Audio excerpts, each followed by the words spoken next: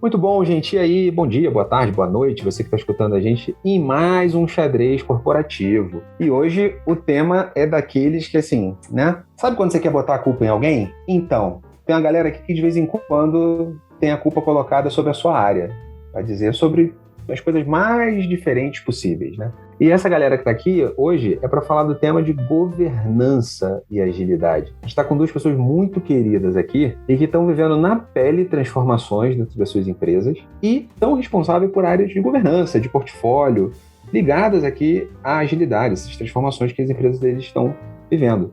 E para começar, né, nossa primeira convidada aqui é a querida Bárbara, que é a líder ali de portfólio, de governança ágil dentro da Whirlpool. O Whirlpool que muita gente não conhece, mas que provavelmente está na sua casa. Você não conhece o nome Whirlpool, mas você provavelmente tem algum eletrodoméstico Whirlpool na sua casa, se é que você não na sua cozinha inteira, certo? Conta aí pra gente, Bárbara. Muito bem-vinda. Obrigado por aceitar o convite aqui. Bom dia, boa tarde, boa noite. Obrigada, CFC, por esse convite. Oi, Alex. Prazer estar aqui com vocês.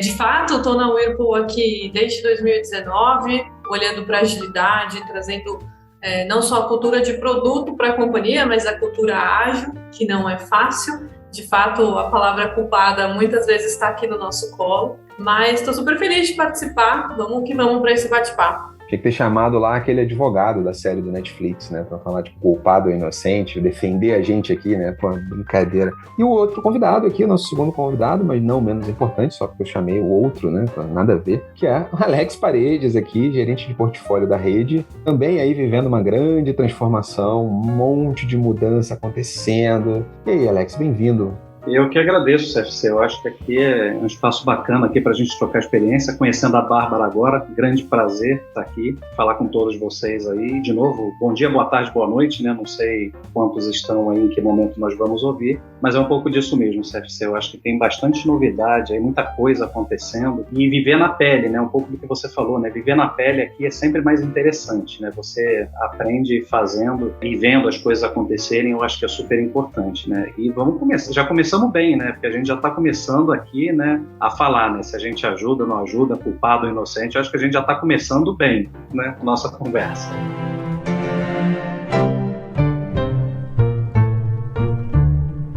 O conceito de estratégia, em grego, stratégia, em latim, stratégie, em francês, stratégie, o senhor está anotando?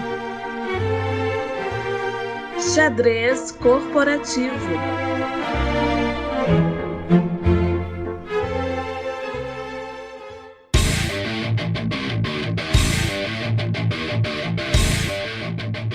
Dia desses eu ouvi, né, uma expressão, esse negócio de portfólio, negócio de governança, é só um PMO com nome novo, não é isso não? Não é tipo, puta, nome, né? Sempre aquela coisa de rótulo. O ser humano é um bicho sempre complicado, né?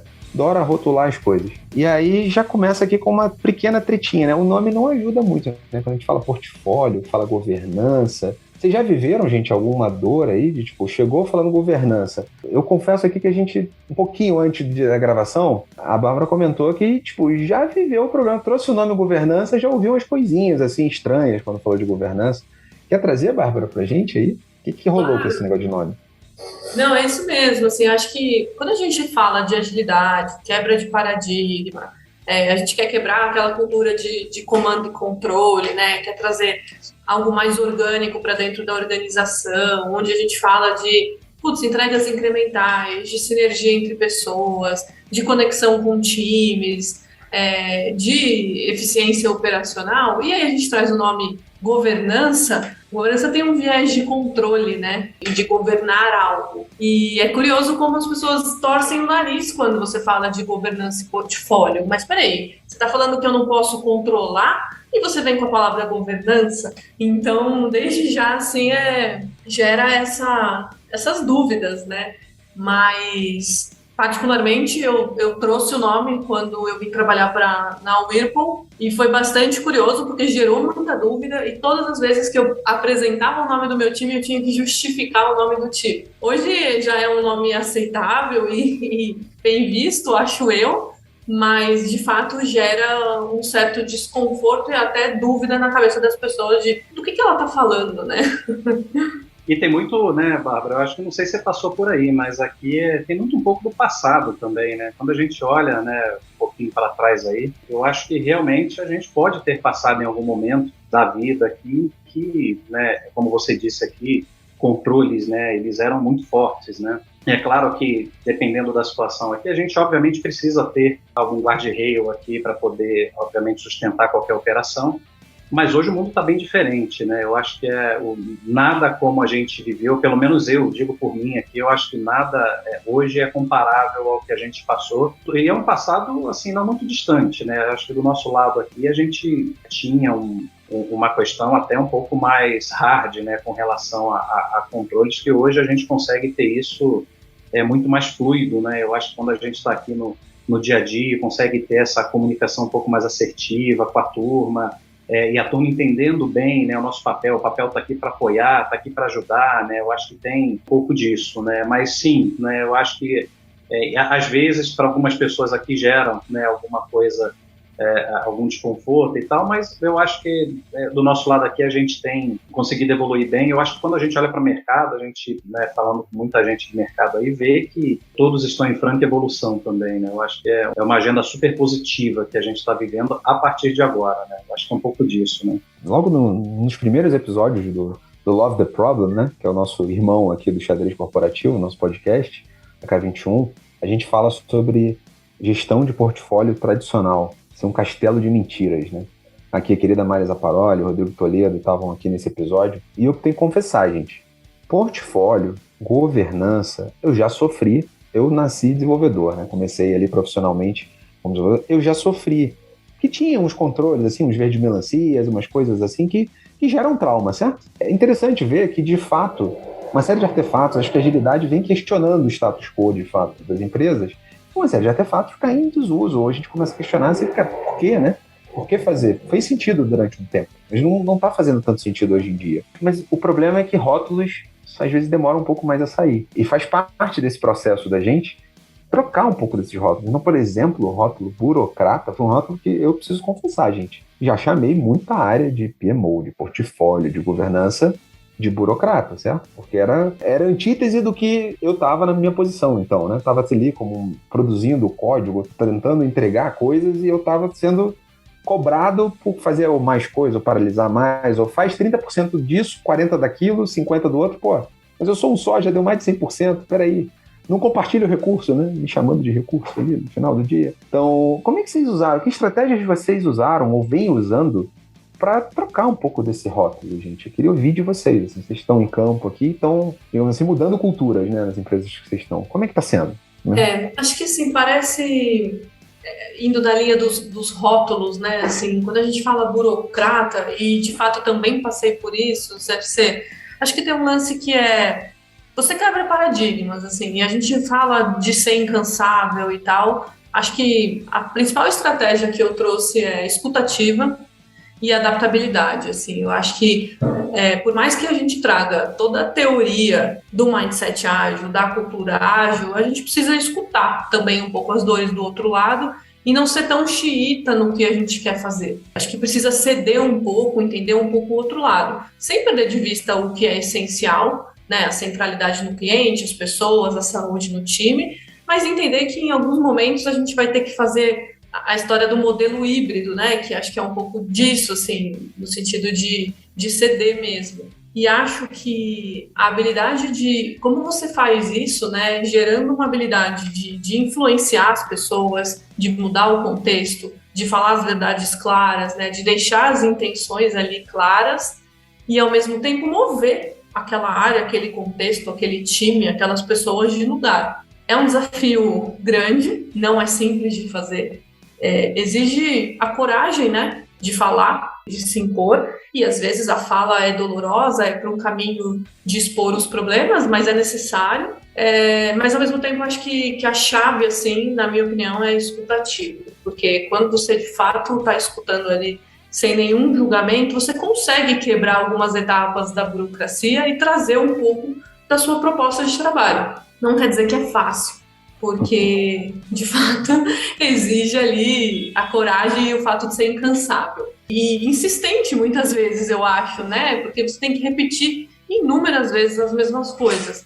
Mas eu acho que faz parte, assim, de um processo de transformação. Tem um temperinho, né, que acaba entrando no meio, né? E aí, Alex, eu quero te ouvir aqui, mas o temperinho no meio disso tudo, tem meta para bater, tem pressão de tudo que é lado, tem, né, eu tiro o cenário, o portfólio, tiro porrada e bomba. Inclusive, não dá para fazer mais coisa, não, porque eu tô achando que os times estão meio parados, assim, não tô vendo entrega, não tô vendo... Como é que foi isso para você, Alex? Como é que vem sendo isso para você? Eu acho que é um ponto legal, e até antes aqui da gente começar a gravar, né, a Bárbara tocou num ponto que eu achei super legal, vou trazer um pouco da fala dela, né, que ela falou, cara, aqui não se trata de ser um Ctrl-C, Ctrl-V, né, um copy-paste aqui, né, eu acho que aqui tem muito a parte do contexto, né, como é que a gente olha para o contexto da empresa, né, e coloca e traz essa visão do todo aqui de uma forma mais ampliada, né, e o que isso quer dizer na prática, né, isso aqui não é olhar a agilidade pela agilidade, né? Não é olhar o ágil pelo ágil. Eu acho que aqui entram várias outras coisas aqui, né? A gente sabe que dentro das empresas nós temos as redes já estabelecidas, formais ou informais, né? A gente tem uma complexidade já aplicada, né, dentro, né, já estabelecida dentro da empresa, o próprio desenho organizacional da turma. E tem um fator que eu acho que ele também é muito interessante aqui, que é o tema de aprendizagem, né? Eu acho que a gente começa a mudar essa cultura, a gente começa a mudar esse jogo, quando de fato a gente começa a se conhecer, de fato a conhecer um pouco mais a metodologia, né, o que a gente se propõe a fazer aqui dentro. Mas indo de forma prática, CFC, eu acho que a pergunta aqui é como é que a gente começa a efetivamente mudar o jogo? Eu gosto muito de tratar do nosso lado aqui sob a ótica de dar o foco na empresa aqui muito na comunicação melhorada, né? Eu acho que a comunicação, ela de fato é uma ferramenta que a gente tem aqui que eu acho que ela é muito importante, né? Então, tudo que a gente faz aqui, se a gente não tiver uma comunicação muito adequada e praticamente em todos os níveis aqui, eu acho que a gente sempre tem uma energia, ou investe uma energia muito maior do que o que devia, né? Eu não sei se eu posso contribuir aqui um pouquinho para falar da Bárbara, mas eu colocaria a própria comunicação aqui como um fator de decisão, né? E juntando isso aqui de novo na linha do aprendizado de pessoas, né, que a gente está falando do outro lado, lembrei até de um tema aqui, né, que recentemente saiu no Gartner, né, que 82% dos C-Level, né, já tem declarado aqui que o aumento, né, o investimento aqui de transformação digital, ele está acontecendo. Quer dizer, a gente está investindo nisso, a gente quer isso, né? Eu acho que todas as empresas aqui, no final do dia, de fato querem. Mas, cara, se eu não tiver as pessoas corretas, né, você pega uma Apple, uma Microsoft aqui, você coloca um Tim Cook, um Satya Nadella, né, no lugar correto. Então, se a gente não vier, inclusive, ter o apoio da alta liderança aqui, eu acho que a gente, de novo, vai levar muito mais tempo e vai acontecer com muito mais dor, porque vai acontecer. Eu acho que esse é um movimento que já veio para ficar. O amor ou na dor, né? O amor ou na dor vai. Eu acho que é um pouco disso. E, Alex, legal que você falou, assim, e complementando, né, acho que alguns ganchos. Quando eu olho sobre essa perspectiva de cultura e de pessoas e de transformação, eu vejo que acho que muitas empresas ou falham, ou desistem, ou fazem de mentirinha. Porque é difícil você fazer verdadeiramente essa transformação.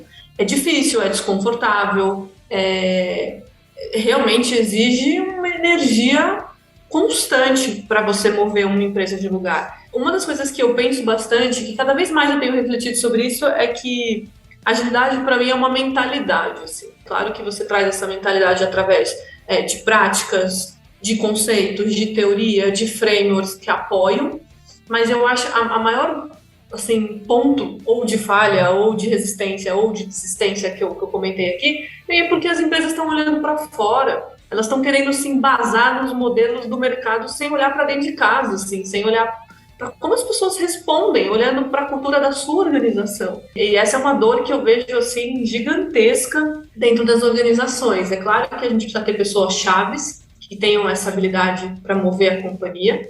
O C-Level é extremamente importante para apoiar e para conhecer o que se faz, inclusive com profundidade, para apoiar verdadeiramente. Mas eu vejo também uma questão ali do middle management, né? O middle management não pode ser neutro nessa situação. E eu vejo que na maioria das empresas é neutro. E aí você tem um grupo de pessoas nadando contra a maré. E a neutralidade vem da resistência, ou vem do não quero aprender, isso não faz parte do meu contexto, e vida que segue, né? E coloca ali uma venda nos olhos. Então... E às vezes inconsciente, né, Bárbara? Às vezes a resistência, ele vira um blocker natural dentro da empresa aqui, mas de forma, às vezes, absolutamente, sem querer, né, de novo, isso não faz parte do meu dia a dia, não é minha realidade, ele simplesmente esquece, né, assim. E parte da energia gasta passa a ser na parte educacional, de aculturamento mesmo, né? E é um pouco disso que eu vejo, assim, nas organizações. E essa evangelização aqui, ela é, né, Bárbara, acho que no nosso dia a dia, né? Com certeza.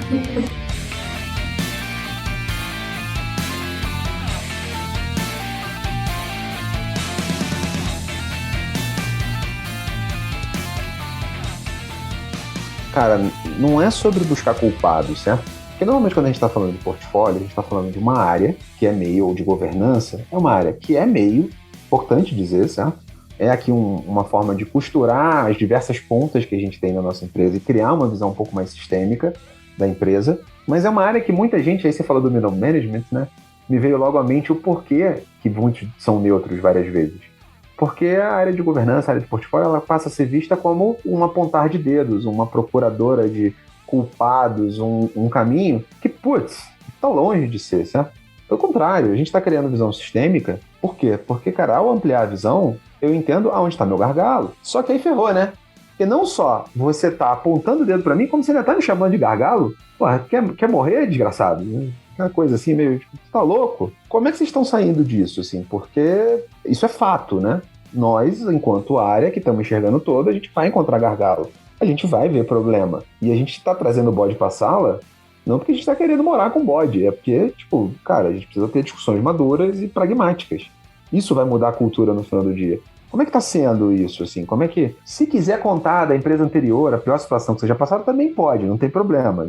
Gente, tudo aqui é sobre a empresa anterior deles, certo? Então, vamos lá. É realmente, assim, o ser chamado de gargalo é realmente doloroso e ser sempre a pessoa que, de fato, a área, né, que tá ali expondo os problemas. Eu acho que tem uma coisa chave, assim, nesse contexto, que é a visibilidade, né? A dor é sempre sobre para quando e não tô vendo o que está acontecendo. E aí, assim, acho que a chave disso é, se você conseguir ter um equilíbrio em dar visibilidade e um pouquinho de autonomia, um pouquinho de espaço que vai te dar autonomia, já ajuda, já é metade do caminho.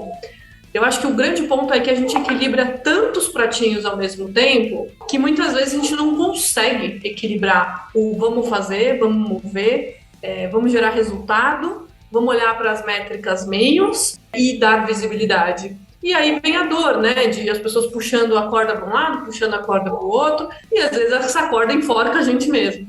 Então, acho que a grande chave ali é a história da visibilidade, que não é fácil, porque dar visibilidade não é mostrar o que o C-Level, a liderança quer ver. O aspecto da agilidade é, de fato, expor os problemas e mostrar, inclusive, quando as métricas não estão boas, quando a liderança está mais atrapalhando do que ajudando. E até isso é difícil, né? Porque você precisa dar visibilidade, mas você precisa dar visibilidade do jeito certo, falando as verdades. Como você faz isso sem perder o engajamento, sem gerar um ruído, sem procurar um culpado?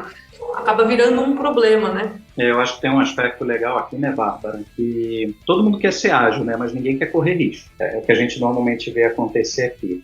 Mas, até pegando um gancho do que você falou, é legal que também é muito comum a gente ver a turma brigar com números, né? Então a gente normalmente traz os números, você faz uma gestão por indicadores aqui e aponta, né? E aponta no sentido de, puxa, vamos resolver, né? De novo, sempre olhando para frente, a gente não quer olhar para retrovisor. Então a gente vai lá, coloca, fala, gente, olha o que a gente está entendendo aqui, a gente falou de gargalos, né? Então a gente vai lá, puxa, consegue mapear, consegue entender onde é que está o gargalo aqui, mas quando a gente, né, coloca, a gente tem a tendência, normalmente a gente vê uma tendência clara aqui da gente brigar com o número, né?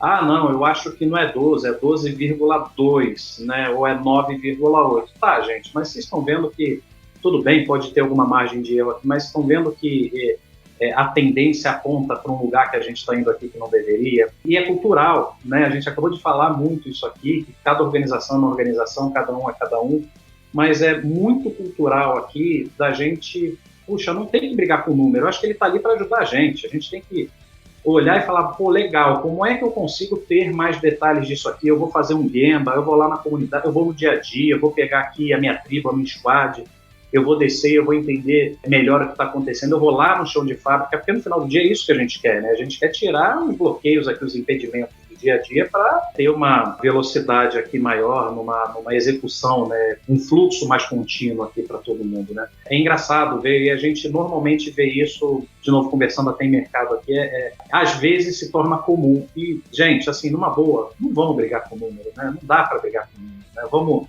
usar ele aqui como amigo, né, para a gente poder dar um passo para frente aqui, que eu acho que isso é super importante. Tem uma coisa muito legal nisso, Alex, que isso é um fenômeno que a gente viveu junto até, né?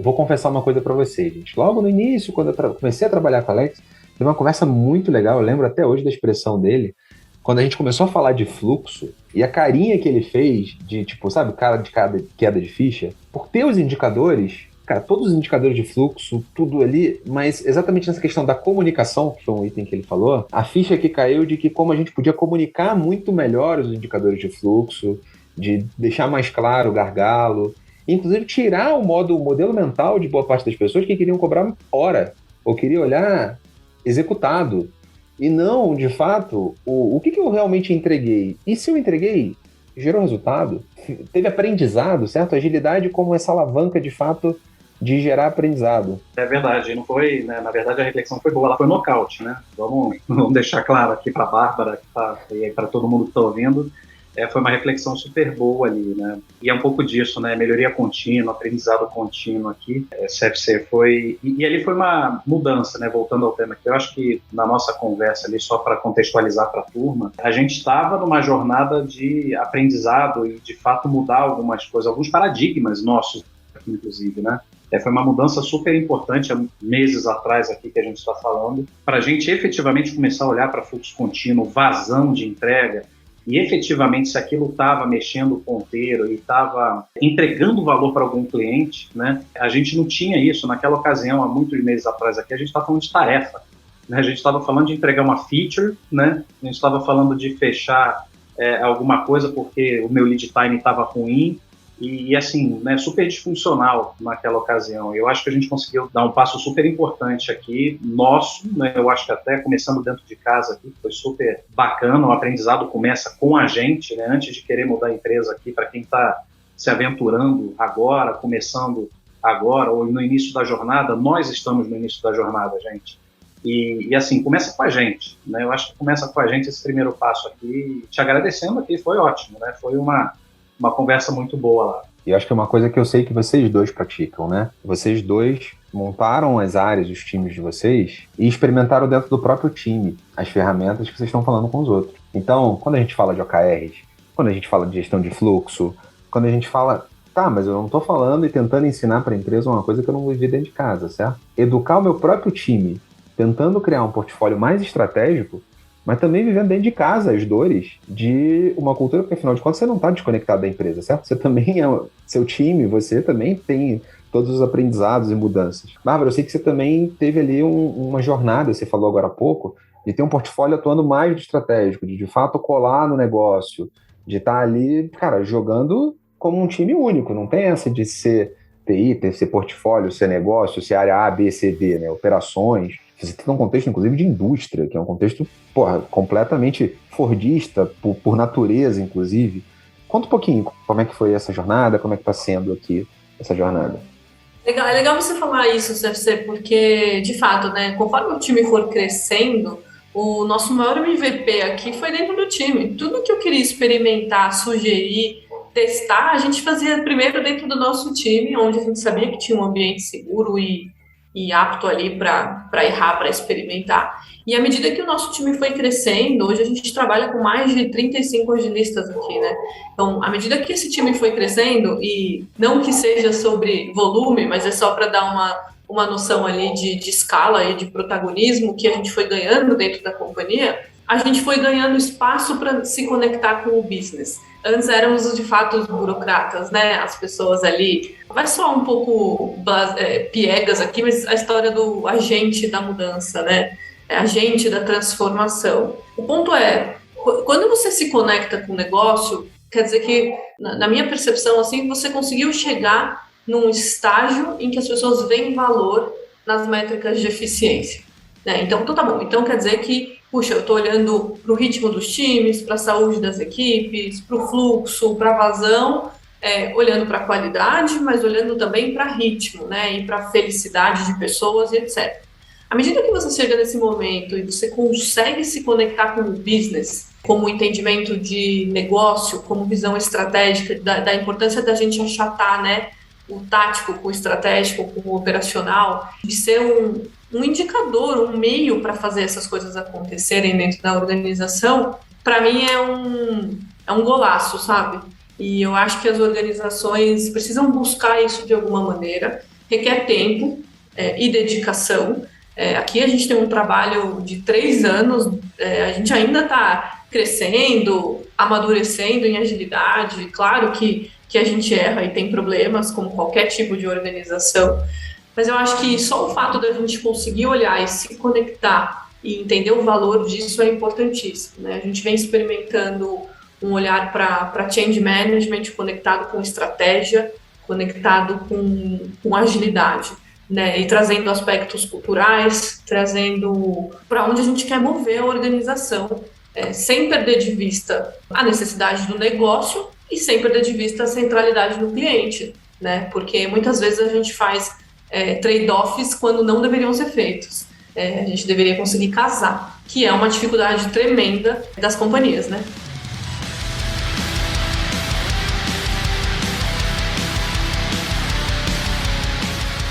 O Alex agora há pouco estava falando sobre entrega de tarefas, e aí agora você trouxe a questão do cliente. Aí eu já vou bater tudo no liquidificador, porque eu acho que dá um suco bom aqui, dá uma vitamina boa, que é portfólio e foco no cliente.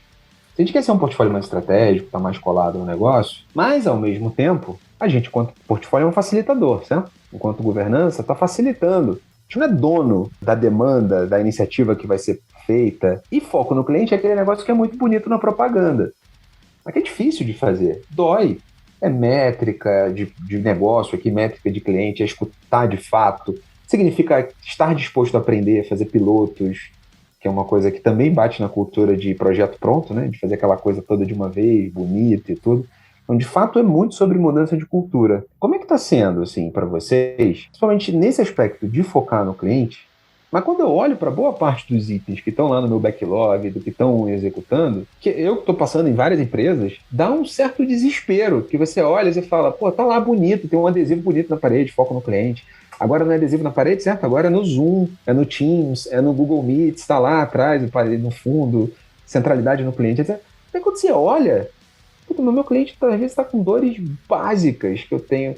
E é isso, certo? Empresas, estamos aqui com 2 empresas de muito sucesso, de muitos anos, mas que estão aprendendo essa digitalização, digamos assim, o digital, o foco no cliente, foi para outro patamar, certo? Não são 2 empresas nativas digitais. É outra pegada, empresas que já vêm de décadas aí de sucesso no mercado. Como está sendo essa quebra de paradigma e colocar isso, digamos assim, sendo um elemento neutro, porque é facilitador no meio, né? Eu não sou dono da demanda, não sou eu que escrevo o item no backlog lá. Como é que está sendo para vocês aí? Que dores, delícias, o que vocês têm mais visto acontecer?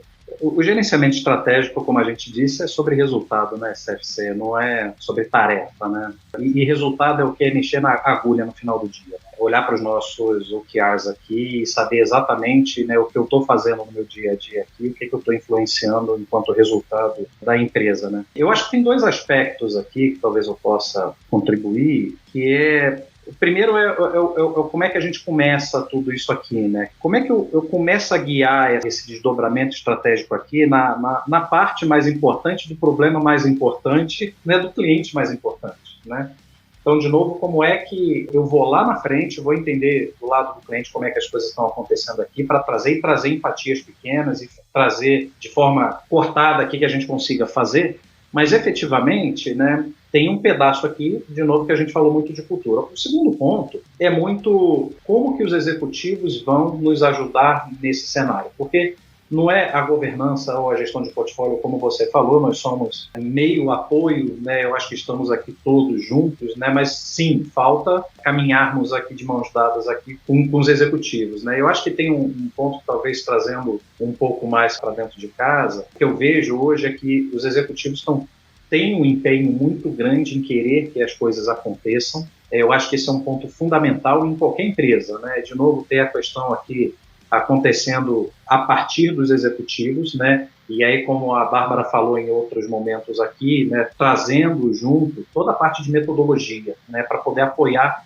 e fazer com que isso aconteça, né? E eu acho que esse aspecto aqui de ir junto, né, ir de turma, aqui, ele é super importante, né? É a quatro mãos. Não tem jeito, não tem uma ou outra área que vai fazer isso aqui sozinho. Se não for junto, não vai. Eu acho que o mindset hoje é esse, né? Vamos de turma, que eu acho que assim a gente chega do outro lado aqui. Eu acho assim, a gente não aprendeu a trabalhar orientado ao cliente.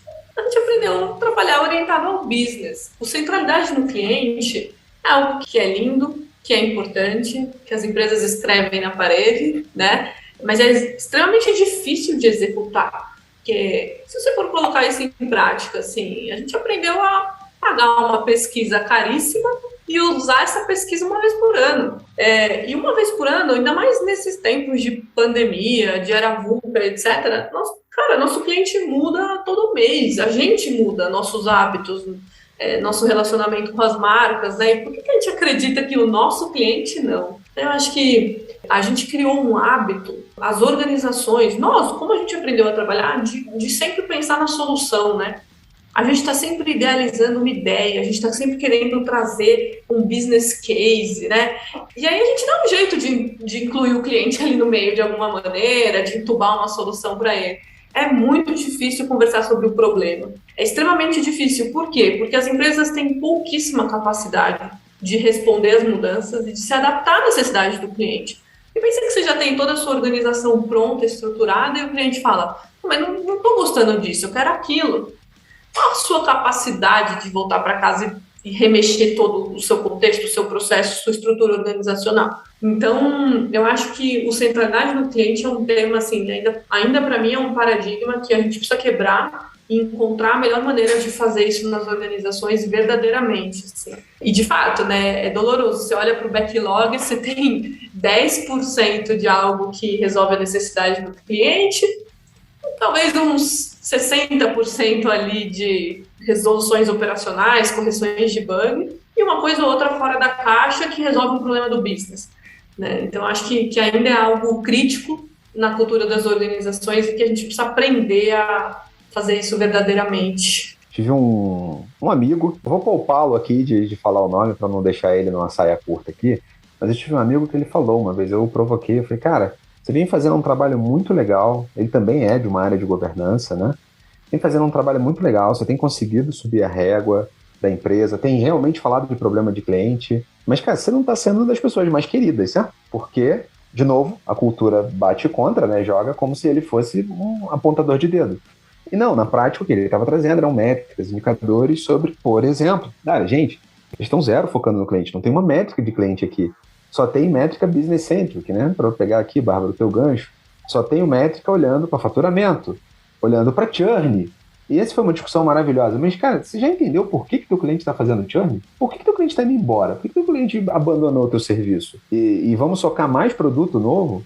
É o contrário de ser agilidade na linha de ser uma organização que aprende, certo? E uma outra reflexão assim, que você me trouxe, que é, se a gente for olhar para as nossas metas, sejam elas individualizadas ou coletivas, tá? As nossas metas resolvem o problema do cliente ou resolvem problemas da organização, né? Não, mas tem até NPS, Bárbara, lá nas nossas metas. Olha que coisa maravilhosa, né? Olha que coisa. É isso, né? É sobre entender propósitos do cliente. E é parte aqui. Eu ouvi desse meu amigo, ele falou, cara, o trabalho é difícil, mas se a gente não provocar, eu não vou conseguir ir para um outro patamar. É melhor entregar o cargo, porque assim, não tem mais o que fazer. Tem métrica de fluxo. A gente melhorou a eficiência em 30%. Que horas a gente vai começar a discutir, a descartar aquele bando de porcaria que está no backlog e que a gente não tem confiança de que aquilo ali vira o jogo e continua fazendo. E ele está numa indústria que está bem desafiada, certo? Uma indústria que está sendo super comprimida, margem, é muito ligada à questão de varejo, E aí, só para pegar, por exemplo, o gancho com o Whirlpool aqui, para a própria rede, seja para o Whirlpool, para a rede, são duas indústrias que a digitalização aqui está batendo firme, certo? Muitos paradigmas mudando, seja via Pix, seja o Whirlpool, por exemplo, hoje a própria Whirlpool faz o D2C, o Direct Consumer, porque, para que eu vou necessariamente... Só que o varejo é meu canal de 90% de distribuição, se bobear, ou mais, do meu produto na ponta. Mas por que não vendo direto? E todos os desafios que isso coloca e revoluciona no mercado, né? Foram boas provocações, assim, mas ele não é a pessoa mais querida, eu confesso, dentro da organização, porque ele está quebrando muito paradigma, botando muito bode na sala, né?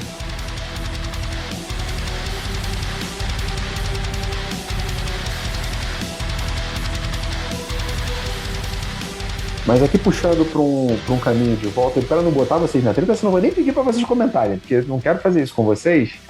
A gente está chegando aqui para o nosso final. E dentro desse conceito de governança, de portfólio, eu gosto muito de usar a expressão, já que o pessoal de produto fala tanto de MVP, eu gosto muito de provocar o que a gente está construindo e o que a gente tem usado para construir o nosso MVB, que é a mínima burocracia viável, né? De alguma forma. Porque, queira ou não, gente, quanto à área de governança e portfólio, a gente está falando de escala, está falando de visão sistêmica, alguns controles, algumas ferramentas, algum nível de organização tem que ter, certo? Porque ou eu estou no gasoso, num estado completamente caótico, quando eu fico grande, ou eu vou para o estado sólido, que é o burocrático, é exatamente o medo que muita gente tem das áreas de governança. No fundo, a gente está tentando tornar a coisa mais líquida. Só que liquidificar esse processo, remover gargalo e tudo, ele vai requerer algum nível de burocracia, só que seja mínima, né? O MVB aqui que a gente brinca. Como é que tem sido para vocês essa construção? Que elementos vocês têm usado? Tem zero combinado aqui, tá, gente? Quem tá ouvindo aí a gente é no improviso aqui. Então, o que vocês têm usado? O que tem funcionado para vocês aqui nessa questão do MVB? Ou o que vocês têm destruído, certo? Porque também é sobre destruir coisas também. De fato, assim, acho que de bate-pronto, assim, algumas coisas que eu penso acho que o primeiro é construir as coisas de forma coletiva. Então, de novo, né, eu falei sobre visibilidade, sobre escutativa, construir com o time e não para o time, trazendo as pessoas que estão ali sofrendo no dia a dia ou tendo várias ideias para a gente desburocratizar. Eu acho que tirar a necessidade de padronizar conceitos, fluxos e propostas, assim, é muito mais no sentido de dar o direcional e encontrar o melhor caminho. Eu vejo muitas empresas ou áreas com a necessidade de padronizar as coisas e acho que isso só enrijece ali o sistema. Acho importante ter um espaço para criatividade ali, de um nosso criativo, porque é dali que saem as melhores ideias. Ai, meu Deus, uma área de governança falando sobre ócio. Ai, meu Deus, olha aí, olha a visão de fluxo.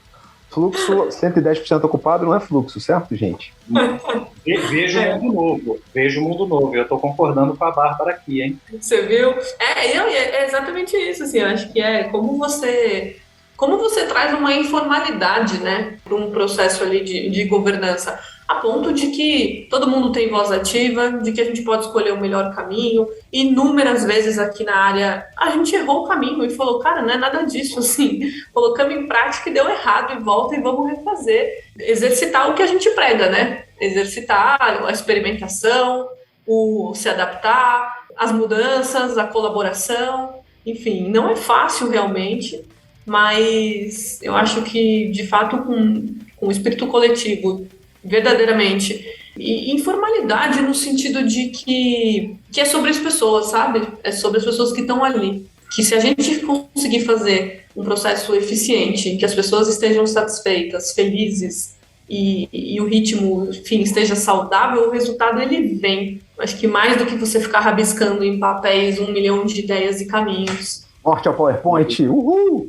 Não, eu acho legal que quando a gente fala de burocracia, né, é engraçado porque voltando, né, no tempo aqui, a burocracia ela é muito forte para que a gente talvez não faça algo errado, né, mas no final do dia a burocracia às vezes a gente implanta ela por causa de um ou outro, né, que fugiu um pouco daquilo que estava previsto, né, então eu gosto muito de indo nessa linha aqui, né, eu acho que tem um tema que normalmente a gente separa muito aqui, que é a autonomia, né, a gente fala muito da autonomia. Eu não sei particularmente se a autonomia é a melhor palavra ou se talvez a autonomia fosse empoderamento, né? Porque a autonomia você pode fazer o que quiser, quando quiser, e, cara, se fez ok, se não fez ok também. Isso é autonomia, né? Eu acho que muitas vezes, Alex, A autonomia vira rebeldia, né? É confundido com rebeldia. É isso, né? Então, e aí eu estou conectando isso com burocracia, tá? Né? Porque às vezes a gente tem autonomia, a gente dá autonomia, né? E, puxa, mas tem que ter uma burocracia para poder fazer o guarda-reio ali no final do dia. Mas trazendo isso, né, separando um pouco os assuntos aqui, primeiro ponto, CFC, para sair da burocracia, a gente tem que empoderar as pessoas, de fato, para elas fazerem, só que tem uma duplinha que eu acho super importante, normalmente a gente esquece, que se chama responsabilização. Responsabilização não é mandar ninguém embora, não é nada disso, gente. Responsabilização, assim, você tem um empoderamento, de fato, para você tocar o dia a dia, para você fazer o que você precisa aqui, mas, cara, você precisa ser responsabilizado, porque a gente tem, no final do dia aqui, isso é uma empresa, a gente tem uma entrega, tem um cliente lá fora que está dependendo da gente, e, cara, sim, a gente precisa ter responsabilidade com ele. É ele que paga as nossas contas ali no final do dia, né? Quem é mais nerd, quem já viu Homem-Aranha, deve lembrar do Tio Ben. O Tio Ben ele fala uma frase que é clássica: com grandes poderes, vem grandes responsabilidades. Mas é que essa parte da responsabilidade dói, né? Pô, vai eu ser culpado? Não, de novo, sai da linha da culpa, caceta. É mais gostoso, é mais prazeroso. Você vai errar no meio do caminho e vai aprender. Bora, só vai, né? Só vai. E é isso, né? Mas eu acho que a gente sempre esquece da responsabilização. Então, o empoderamento, e eu costumo dizer isso aqui para dentro, né? Que a outra perninha, né, tem esse pedaço. Um outro ponto, né, que a gente falou muito aqui, né, de melhoria contínua, aprendizado contínuo, que eu acho que é uma outra variável super importante aqui. Para quem está vivendo isso como nós estamos vivendo isso aqui dentro, a gente tem o medo do erro, né? A gente não quer, ninguém quer errar. Na verdade, todos nós, enquanto seres humanos, a gente não quer errar. E esse medo do erro, ele é ruim, né? Porque às vezes trava uma experimentação, né? Às vezes eu tenho ali uma ideação, um discovery, uma inception para fazer alguma coisa ali. Cara, mas eu não posso errar. Não, cara, pode. Vamos devagar aqui. E eu acho que a gente está vivendo um momento que, para que a gente possa fazer isso de forma correta e adequada, a gente tem que ter um perfil aqui de, ter uma tolerância ao erro. É um primeiro ponto, mas muito mais do que isso, quando o erro acontecer, a gente tem que estar olhando para as pessoas de forma sincera e acolher. Uma coisa é a gente lá, eu errei, né? Coloquei alguma coisa em produção, capotei, parei o web, né? Alguma coisa aconteceu, né, em produção, vamos corrigir. Mas, cara, mais do que isso, vamos acolher o que aconteceu. Ninguém faz isso, né? A gente está falando que as pessoas estão aqui dentro da empresa dando o melhor e querem o melhor para a empresa aqui, então ninguém vai lá a revelia para poder, vamos colocar um bug aqui em produção, né? Ninguém acorda de manhã e fala, hoje eu vou colocar um... Não é isso, né? Não é disso que a gente está falando. Então, acho que tem esse segundo fator aqui que está muito ligado à melhoria contínua, aprendizado contínuo, né? Que é a tolerância ao erro, né? E a gente dá o acolhimento correto para as pessoas. É uma jornada, a gente não está aqui numa corrida de 100 metros, todos nós estamos vivendo isso. Bárbara falou, está aqui há 3 anos na jornada, nós estamos há muito menos tempo nessa jornada aqui, a gente está falando de 6 meses a 1 ano do nosso lado aqui, Bárbara, a gente falou, mas a gente tem aprendido muito, a gente também tem errado muito, mas a gente tem conseguido andar e ir em frente. Eu acho que essa é a mensagem principal para quem está ouvindo aqui, turma, não desistam, né? Principalmente você que está aí no dia a dia, agilista, você que é de gestão de portfólio, PMO, assim, você está de alguma forma ligado à transformação digital, evangelização, todo dia de manhã. A gente tem que acordar aqui e saber que sim, a gente vai rezar a mesma missa, tudo de novo, o dia inteiro, aqui até o final do dia seguinte, e tem que ter resiliência. É um momento, né, que a turma precisa passar por isso. Então, assim, não desistam, gente, porque no final do dia dá certo, funciona, e eu vou falar para vocês, é legal demais a jornada. Não é não, Bárbara? Conta aí. Não, você está falando aqui, passando um filme na minha cabeça, porque realmente a jornada ela é dolorosa, cansativa, estressante, mas vale a pena. E se não valesse, a gente não estava aqui, né? Cada pequena vitória, cada conquista, cada derrubada de muro, cada mudança de pessoas que você fala, não acredito que essa pessoa mudou. Cara, ela era tão resistente, esse cara aqui, ele não entendia do que eu tava falando, hoje a gente senta para tomar um café e troca ideias sobre agilidade. Então, vale a pena, é isso, assim, acho que é legal você falar o não desista, né, porque a resiliência é um fator chave ali da transformação. Eu costumo falar, né? O mundo ideal é bem diferente do mundo real, né? Não existe não é linear. Então, muito legal você falar, assim, porque a gente conversou aqui muito, né? Somos burocratas, somos agentes da transformação, para onde estamos indo, o que a gente faz dentro da companhia. E acho que o resumo da obra é esse, assim, é realmente tudo isso. Na verdade, no e crua falamos das dores, mas vale a pena. Acho que esse é o recado final. Muito bom. Bom, gente, muito obrigado. Eu queria agradecer demais vocês terem aceitado o convite. O papo fluiu tão rápido. Eu olhei a hora agora e falei, meu Deus, a gente já tá chegando no final aqui, tá? O horário que a gente combinou, caramba, foi muito fluido. Muito feliz aqui. E parabéns pela jornada. Conheço a jornada dos dois. Sei que não são jornadas tranquilas, que nasceram, né? Tipo, tudo campo aberto, tudo campo de flores. E é isso, o case da vida real é isso. É trazer melhoria, é ser evolucionário, não é revolucionário, não é, né, estalar de dedo e muda tudo.